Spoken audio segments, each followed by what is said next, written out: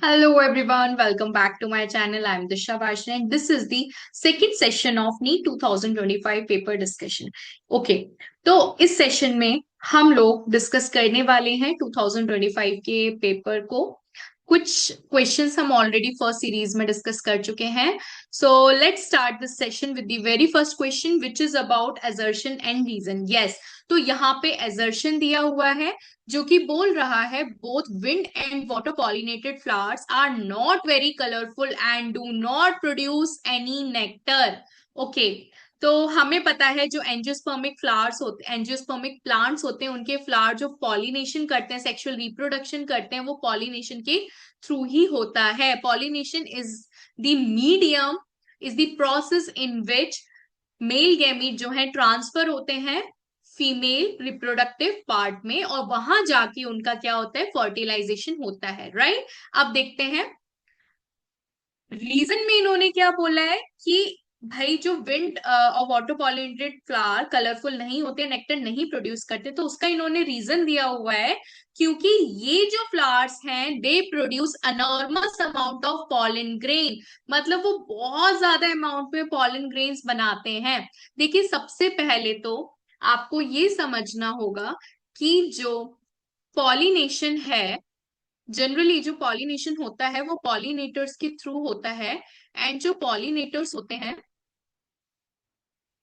ये mostly pollinators are mostly two kind, biotic, दूसरे abiotic. ठीक है, बायोटिक में कौन आ जाएगा, एनिमल्स, फ्लाइज, ये सब इंसेक्ट्स, ये सब आ जाएंगे बायोटिक में. ठीक है, अब एबायोटिक में कौन आएगा, विंड, वाटर, ये सब आ जाएगा आपका एबायोटिक में. सो ऑब्वियसली अगर हम एनिमल्स की बात करें तो जो एनिमल्स हैं, फ्लाइज हैं, इंसेक्ट्स हैं, उनको अट्रैक्ट करने के लिए कुछ तो चाहिए होगा. राइट, इसी वजह से जो फ्लावर्स हैं वो कलरफुल होते हैं, वो फ्रेग्रेंस प्रोड्यूस करते हैं और क्या, और नेक्टर भी प्रोड्यूस करते हैं ताकि वो रिवॉर्ड में उनको कुछ दे पाए और उसके लालच में वो इनके पास आए. ठीक है, तो ये जो है इनके जो फ्लावर्स होते हैं बेटा बायोटिक के, वो कैसे होते हैं, फ्रेग्रेंस भी प्रोड्यूस करते हैं. ठीक है, कलरफुल भी होते हैं और नेक्टर भी प्रोड्यूस करते हैं. बट जो विंड और वाटर के हैं वो ऐसा जरूरी नहीं कि कलरफुल हो. ठीक है, या नेक्टर भी हो इनके पास, ऐसा कुछ नहीं होता है. अगर विंड करेंट्स, तो ऑब्वियसली अपनी ज्योग्राफिक कंडीशन के अकॉर्डिंग विंड करेंट्स चलेंगी. वाटर जो है वो जिस भी वाटर बॉडी में होगा, जहां पे भी उसका जैसा भी क्लाइमेट है उसी अकॉर्डिंग वाटर करेंट्स के थ्रू या विंड करेंट्स के through pollen grains carried on होंगे. ठीक है, तो ये बात बिल्कुल सच है कि जो विंड और वाटर पॉलिनेटेड फ्लावर्स होते हैं वो बहुत ज्यादा अमाउंट में पॉलन ग्रेन्स बनाते हैं. पर इसका ये रीजन सही नहीं है. दे शुड एक्सप्लेन कि भाई उनको जरूरत ही नहीं होती. ठीक है, अट्रैक्ट करने की ऐसा कुछ नीड ही नहीं होती है. So both A and R are true but R is the correct explanation, तो ये गलत हो जाएगा.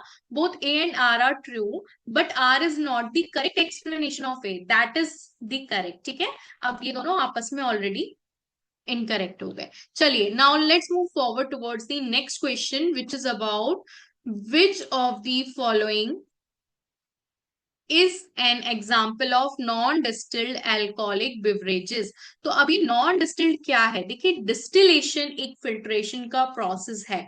तो जब भी फर्मेंटेड बेवरेजेस बनाए जाते हैं उनके लिए एक डिस्टिलेशन प्रोसेस होता है. अब इस डिस्टिलेशन प्रोसेस में क्या होता है, इस डिस्टिलेशन प्रोसेस में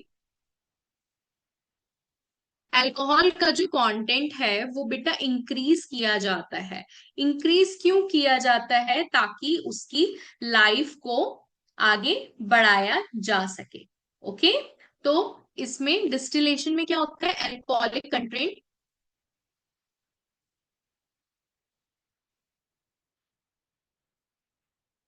इंक्रीज किया जाता है, लाइफ स्पेन जिसकी वजह से क्या होती है, लॉन्गर हो जाती है, लाइफ स्पेन बिकम लॉन्गर। ठीक है, इसके एग्जाम्पल्स में क्या आ जाएगा, विस्की, ब्रांडी एंड जिन। ठीक है, और रम, ये सभी इसमें आ जाएगा। अब जो नॉन डिस्टिल्ड है, नॉन डिस्टिल्ड में कौन से आ जाएंगे, नॉन डिस्टिल्ड में आ जाएंगे बियर। ठीक है, नॉन डिस्टिल्ड में क्या आ जाएगा, बियर आ जाएगा। ओके, अभी देखिए एनसीईआरटी हाइलाइट्स। तो यहाँ पे भी दिया हुआ है जो वाइन और बियर है, वाइन एंड बियर किसके एग्जाम्पल है, नॉन डिस्टिल्ड के हैं। इनकी लाइफ बहुत कम होती है, इनमें जो अल्कोहलिक कंटेंट होता है वो लेस देन 15% होता है।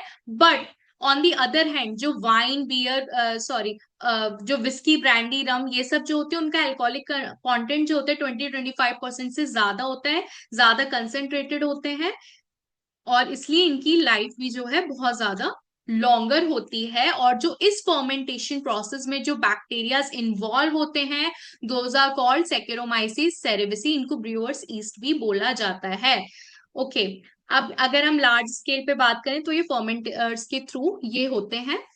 ऑलराइट, सो इसका करेक्ट आंसर क्या था, आंसर 3, दैट इज बियर।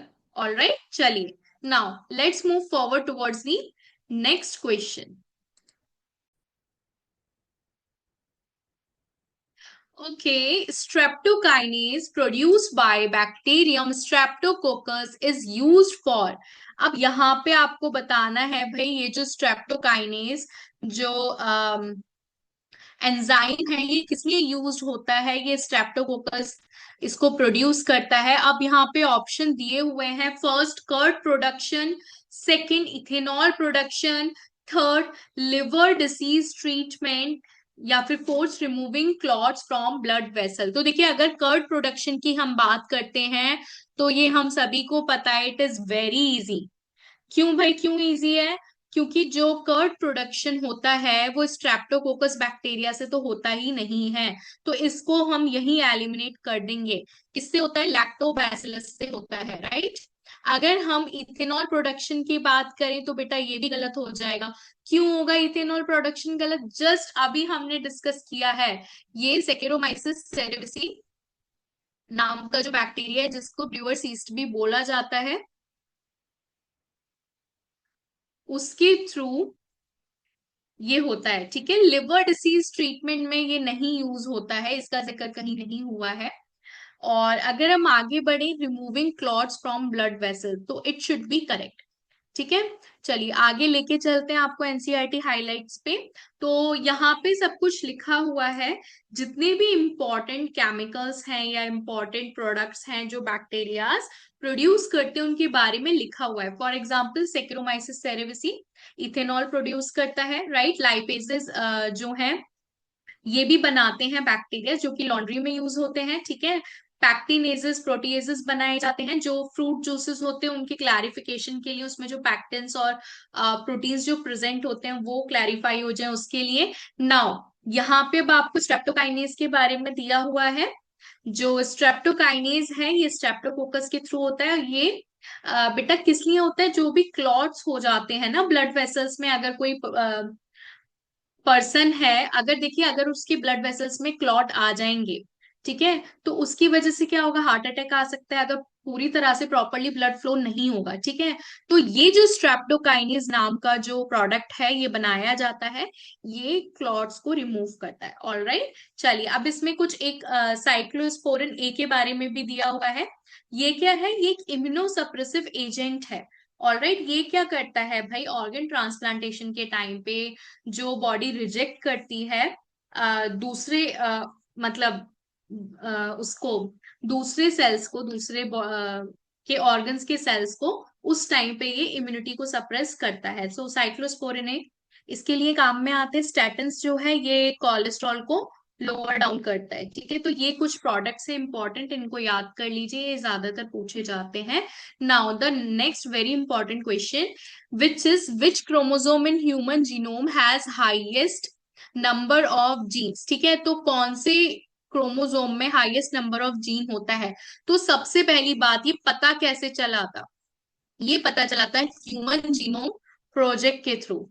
ठीक है, अब ये 13 ईयर का मेगा प्रोजेक्ट था, जिसका क्या एम था? जिसका एम था ह्यूमन जीनोम के बारे में सब कुछ पता करना। ठीक है, और ये जो है, ये national institute of health, sorry, US department of energy, Wellcome Trust और कुछ जापान, फ्रांस, जर्मनी, ये सारी कंट्रीज भी आगे आई थी और इन सब ने इस ह्यूमन जीनोम प्रोजेक्ट को सपोर्ट किया था। ये बहुत ही बड़ा प्रोजेक्ट है। और उसका जो एम था वो क्या था? एम, देखिए ह्यूमन जीनोम इतना कॉम्प्लिकेटेड है। अब ह्यूमंस जो हैं, they are considered to be most complicated, most evolve animals. ठीक है, तो इसके जीनोम के बारे में सब कुछ जानना था। तो जो टारगेट था, जो गोल था इस प्रोजेक्ट का, वो ये था कि जितने भी 20 से 25 हजार जीन हैं ह्यूमन डीएनए में, उनके बारे में जानना है। ठीक है, किस तरह से उनकी सीक्वेंसिंग होती है ये जानना है। उनका जो डेटाबेस है जीनोम का, उसको प्रॉपरली ऑर्गेनाइज करना है, स्टोर करना है, उसका डेटा एनालिसिस करना है। और तो और जितने भी एथिकल, लीगल, सोशल इश्यूज जो भी आते हैं, उन सबको कंसीडर करते हुए इस प्रोजेक्ट के ऊपर काम करना है। ठीक है, अब देखिए इससे फायदा क्या होगा। कितनी सारी बीमारियां हैं जिसके बारे में हम आगे डिस्कस करेंगे। तो वो भी, अगर जीनोम प्रोजेक्ट, अगर हमें ह्यूमन जीनोम की जानकारी होगी, पूरे डेटा की जानकारी होगी, जीन्स के बारे में पता होगा, कहाँ क्या लोकेटेड है, किसका क्या फंक्शन है, तो कोई भी अगर जेनेटिक डिसऑर्डर होगा उसको क्योर कर सकते हैं, राइट। तो ये इसका जो है गोल था, और इस पे बहुत पैसा खर्चा हुआ है। मतलब पर बेस पेयर $3, $3 यूज हुआ है। ठीक है, पर बेस पेयर का मैं बता रही हूँ। तो बिलियंस ऑफ अमाउंट में काफी खर्चा हुआ है। अब जब ह्यूमन जीनोम प्रोजेक्ट सक्सेसफुल हो गया, उसके कुछ फीचर्स, मतलब ऑब्वियसली कुछ चीजें अभी भी अननोन हैं, पर जो कुछ ऑब्जर्वेशंस हुई इस प्रोजेक्ट के बाद, वो ये थी कि जो पूरे जो बेस पेयर है पूरे ह्यूमन जीनोम में, वो 3164.7 है। और एवरेज जीन जो है वो इतने हैं 3000, जिसमें लेस देन 2% जीनोम जो है वो प्रोटीन के लिए कोड करते हैं, और 50% से ज्यादा का जो फंक्शन है जीन्स का, वो आज भी नहीं पता है। ऑलराइट, एंड ह्यूमन जीनोम का जो लार्ज पोर्शन है, वो रिपीटेटिव सीक्वेंसेस से भरा हुआ है, मतलब जंक है। 99.9% तो जंक ही है। ठीक है, उसके अलावा ये क्रोमोसोम 1 जो है, इसके पास क्या है? 2968 जीन्स है। वाई के पास सबसे कम है, दैट इज 231। ऑलराइट, और इसके अलावा एस एन पीज, जो सिंगल न्यूक्लियोटाइड पॉलीमॉर्फिज्म होते हैं, जो एस एन पीज जो साइट्स हैं, वो 1.4 मिलियन मिली हैं। ठीक है, तो हमें पता चल गया कि हाईएस्ट नंबर ऑफ जीन किसके पास है? 1 के पास। ठीक है, किसके पास है? क्रोमोसोम 1 के पास, दैट इज 2968। और वाई के पास सबसे कम है, that is 231। Now let's move forward towards the next question, which is again statement based. तो स्टेटमेंट 1 बोल रहा है कि आरएनए वर्ल्ड में, अगर हम आरएनए को कंसीडर करें, तो RNA is the first genetic material evolve to carry out essential life processes, right. और जो आरएनए है, it act as genetic material and also as catalyst. ठीक है, बीइंग रिएक्टिव आरएनए अनस्टेबल। देखिए इसने बिल्कुल सही बात करी है, फर्स्ट जेनेटिक मटेरियल है, और ये एज अ कैटलिस्ट भी एक्ट करता है। बहुत ज्यादा बायोकेमिकल रिएक्शन में आरएनए इन्वॉल्व होता है, और ये भी बात सच है कि आरएनए अनस्टेबल है। तो स्टेटमेंट 1 बिल्कुल करेक्ट है। Now let's move forward towards statement second, which says DNA got from RNA. ठीक है, आरएनए से ही डीएनए बना है, पर डीएनए स्टेबल जेनेटिक मटेरियल है। ये डबल स्ट्रैंडेड होता है, और इसके जो स्ट्रैंड्स है वो कॉम्प्लीमेंट्री है। It resist changes by evolving repairing mechanism होता है इसके पास। तो अब बताइए भाई कौन सा सही है? तो सबसे पहली बात, दोनों ही स्टेटमेंट आपके करेक्ट है। आरएनए जो है देखिए जनरली सिंगल स्ट्रैंडेड होता है और ये फर्स्ट जेनेटिक मटेरियल है, ये बात बिल्कुल सच है। अब आरएनए क्या है, आरएनए कैटलिस्ट है, इसके पास बेटा फ्री ओएच ग्रुप होता है, जिसकी वजह से ये क्या है, अनस्टेबल होता है। अब जो डीएनए है, अगर हम डीएनए की बात करें तो डीएनए एक स्टेबल जेनेटिक मटेरियल है। यही रीजन है कि ये एक इसको एक बोल सकते हैं कि it is the one which involves in inheritance. ठीक है, मतलब यही जो है जनरेशन टू जनरेशन आगे जाता है। आपको आपके पेरेंट्स से मिला है, आपके पेरेंट्स को आपके ग्रैंड पेरेंट्स से मिले, और आपके बच्चों को आपसे मिलेगा। ठीक है, उसका रीजन यही है क्योंकि ये डबल स्टैंडर्ड होता है, राइट, और इसके पास रिपेयरिंग मैकेनिज्म होता है। ठीक है, तो ये भी एक रीजन है। अगर आप एनसीईआरटी हाईलाइट में जाएंगे तो यहाँ पे आपको लाइन एग्जैक्टली सेम मिल जाएगी। सो इसका जो आंसर है वो हो जाएगा both one and statement two are correct. All right, now let's move forward towards the next question, which is which one of the following phytohormones promote nutrient mobilization which helps in delay of leaf senescence? भाई nutrient mobilisation का क्या मतलब है, जहां जरूरत होती है plants को, प्लांट के जिस पार्ट को, जिस एरिया को, वहां पे वो न्यूट्रिएंट मोबिलाइज कर देते हैं, वहां पे वो न्यूट्रिएंट ट्रांसफर कर देते हैं, जिसकी वजह से लीफ सेनेसेंस डिले हो जाते हैं। मतलब जो पत्तियां जो झड़ती हैं, ओल्डर लीव्स जो नीचे गिरते हैं, लीफ शेडिंग जो होती है वो डिले हो जाती है। तो भाई हमें पता है जो इम्पोर्टेंट हॉर्मोन्स हैं वो 5 हॉर्मोन्स होते हैं। अगर हम इथाइलिन की बात करें तो it is involve in ripening, right. Major points में डिस्कस कर रही हूँ यहाँ पे। एब्सिसिक एसिड क्या है, ये स्ट्रेस हार्मोन होता है, और ये जो जिब्रेलिन होता है ये एलोंगेशन में हेल्प करता है, नोज को लेंथ एलोंगेट करने में हेल्प करता है। जो साइटोकाइनिन है ये सेल डिवीजन में हेल्प करता है, and it also helps in nutrient mobilisation. I will take you to NCERT highlights as well because in NEET exam हमें NCERT को ही सब कुछ मानना है। तो आप प्लीज एक बार ये जो प्लांट फिजियोलॉजी का जो लास्ट चैप्टर है उसको जाके रीड करें। There you will get this line, they promote nutrient mobilization which helps in leaf senescence, right? तो आप इसको एक बार चेक कर सकते हैं। ये सबसे पहले जो है corn colonel's and coconut milk में से आइडेंटिफाई किया गया था, और ये सेल डिवीजन में भी हेल्प करता है, ये एपिकल डोमिनेंस से भी ओवरकम कराता है।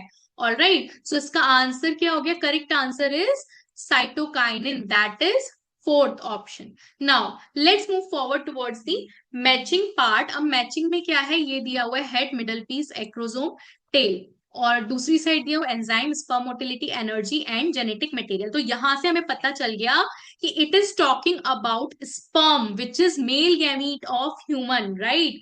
तो अगर हम बात करें भाई स्पर्म की, तो स्पर्म का जो स्ट्रक्चर होता है वो कुछ इस तरह से होता है, राइट। इस तरह से उसका जो है स्ट्रक्चर होता है स्पर्म का, ठीक है, इस तरह से। ये क्या है, इसका हेड है, ये मिडल पीस है,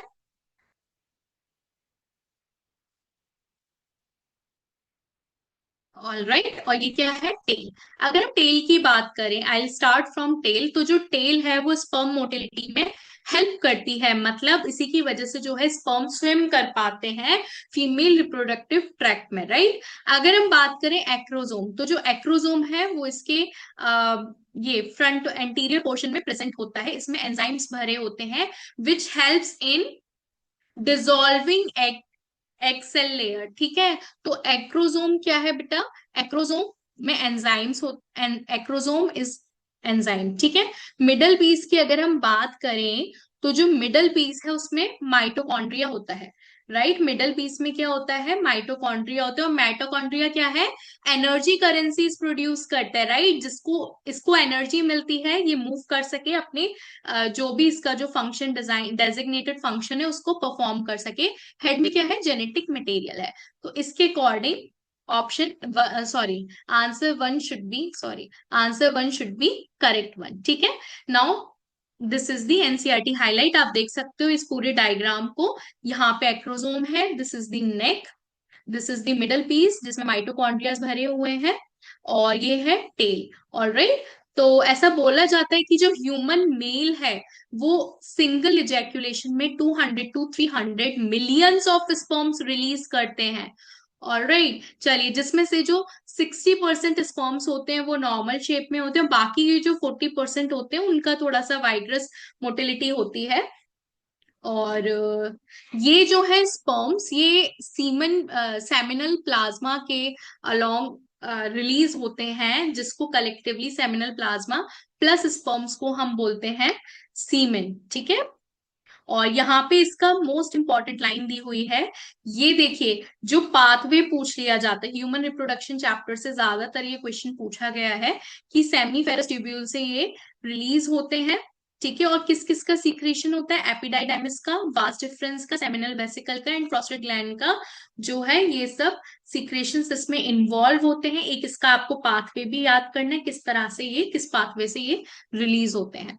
चलिए आगे बढ़ते हैं लास्ट क्वेश्चन पे, विच is about pteridophyte. Life cycle of pteridophyte आपको बतानी है और उनको अरेंज करना है करेक्ट सीक्वेंस में। तो देखिए, सबसे पहली बात, टेरिडोफाइट जब भी आपके सामने आएगा, आपके सामने, आपके माइंड में दो चीजें आनी चाहिए। एक तो ये होते हैं क्या, फर्स्ट वास्कुलर प्लांट्स। ठीक है। क्या होता है ये? First vascular plants. दूसरा क्या आता है आपके माइंड में?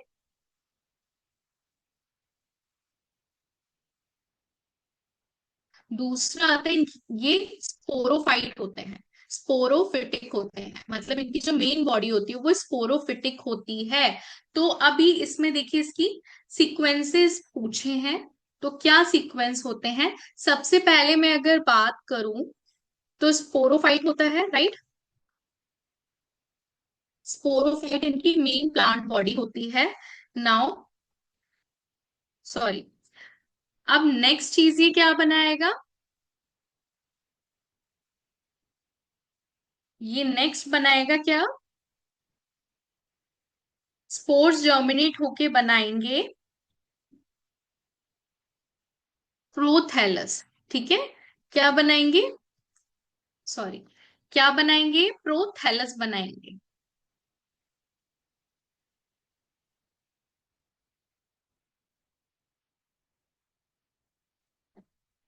अब ये जो प्रोथैलस है, ये क्या है? ये गैमेटोफिटिक स्टेज है इसकी, टेरिडोफाइट की। ठीक है। जो कि क्या कैरी करती है? इट कैरीज आर्किगोनिया एंड एंथेरो,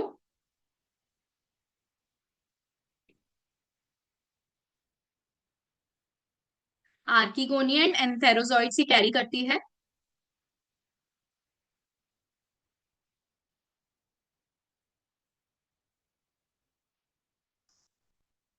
जो कि क्या रिलीज करते हैं? मेल एंड फीमेल गैमीट करते हैं रिलीज, और क्या?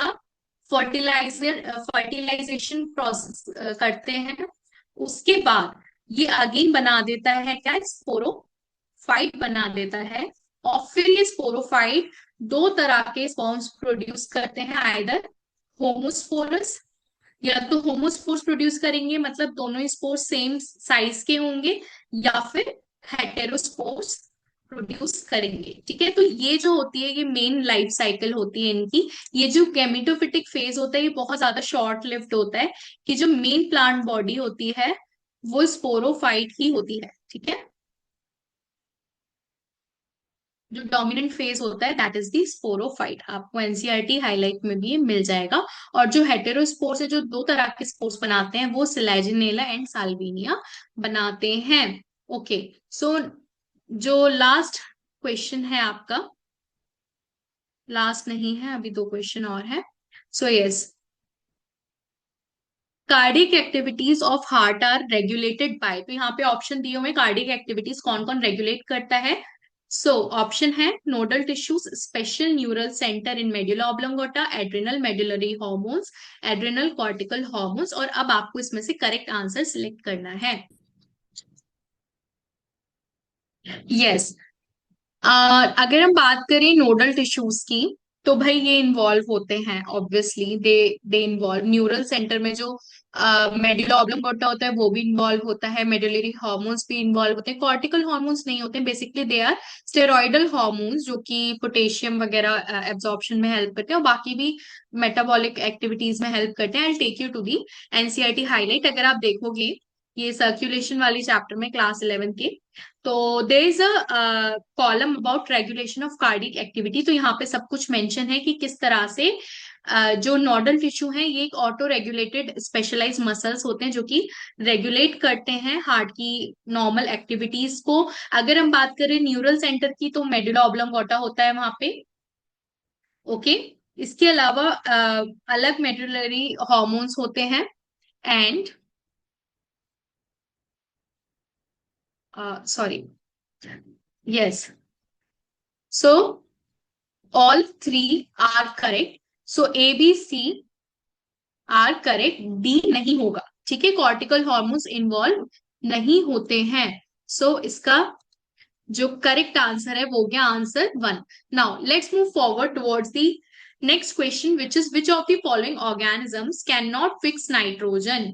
तो भाई इसमें से कुछ ऑर्गेनिज्म के नाम दिए हुए हैं जैसे कि Azotobacter, Oscillatoria, anabaena, Volvox and nostoc. अब इसमें से आपको बताना है कि कौन नाइट्रोजन फिक्स नहीं कर सकता है।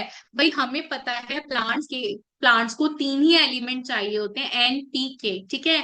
तो इसीलिए कुछ प्लांट्स जो है वो बैक्टीरिया की हेल्प लेते हैं ताकि वो नाइट्रोजन उनको फिक्स करके दें। एंड नाइट्रोजन जो है मोस्ट एसेंशियल एलिमेंट होता है प्लांट की बॉडी में, उसी की वजह से उनके बॉडी के जितनी भी मेटाबॉलिक एक्टिविटीज होती हैं वो हो पाती हैं।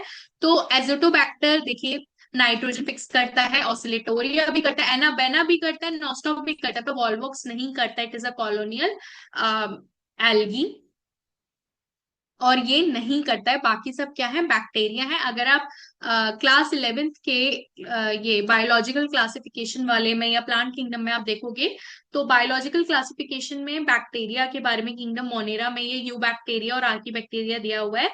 यू बैक्टीरिया में बताया गया है कि there are certain bacteria which helps in fixing nitrogen. उनके पास एक स्पेशलाइज हेट्रोसिस्ट नाम के सेल्स होते हैं, ये हेट्रोसिस्ट सेल्स ये स्पेशलाइज्ड होते हैं, केवल नाइट्रोजन फिक्सेशन का काम होता है इनका। ठीक है, तो एक बार इसके बारे में भी आप पढ़ लेना, इसमें एग्जांपल्स भी दिए हुए हैं सारे। और so yes, that's it for today's session. I hope ये सेशन आपको अच्छा लगा होगा। या definitely we will meet in the next session bringing more questions from NEET 2025। Till then bye bye, take care. अगर किसी की कोई भी क्वेरी है तो आप कमेंट बॉक्स में डाल सकते हैं। बाकी yes, bye, will see you soon in the next session. Thank